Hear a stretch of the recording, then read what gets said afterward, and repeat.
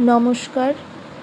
আজ আমরা জানব শ্রী শ্রী রামকৃষ্ণদেবের পিতা ক্ষুদিরামের সত্যনিষ্ঠা।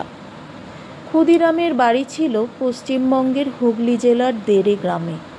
সেখানেই তিনি ছেলেবেলা থেকে প্রায় 40 বছর বাস করেছেন। পত্নী চন্দ্রাদেবী, পুত্র রামকুমার ও কন্যা কাত্যায়নীকে নিয়ে ঠাকুর সেবা নিয়ে সেখানে বেশ আনন্দে তার দিন কাটছিল। দেরে গ্রামে তার অবস্থাও খুব ভালো ছিল। 150 বিঘে জমি, পুকুর, বাড়ি সব ছিল। তাদের প্রতিষ্ঠা করা শিব মন্দির ও পুকুর এখনও আছে। পুকুরটির নাম চাটুজ্জে পুকুর। ওখানকার জমিদারের নাম ছিল রামানন্দ রায়। পাশের গ্রাম সাতবেড়েতে তিনি থাকতেন। তিনি একবার ক্ষুদিরামকে একটা মিথ্যে সাক্ষী দিতে বললেন, কিন্তু তা কখনো হয়? ক্ষুদিরাম যে ভুলেও মিথ্যে কথা বলেন না। তিনি জানেন ভগবান সত্য খুব ভালোবাসেন। যার সত্যে আট আছে সে তো ভগবানের কোলে বসে আছে।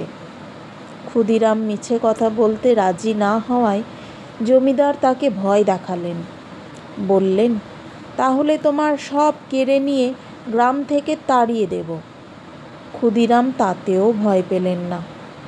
সত্য রক্ষার জন্য সব দুঃখ তিনি সইতে পারবেন, কিন্তু মিছে কথা বলে ভগবানের কাছ থেকে দূরে সরে যেতে পারবেন না।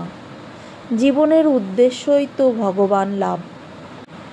জমিদার তখন ক্ষুদিরামের নামে মিথ্যে মামলা এনে তার সব কেড়ে নিলেন।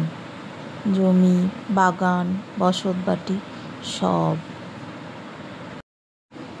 মিথ্যা সাক্ষী নাহি দিলে আমার হইয়া, সব কারি গ্রাম হতে দিব তাড়াইয়া।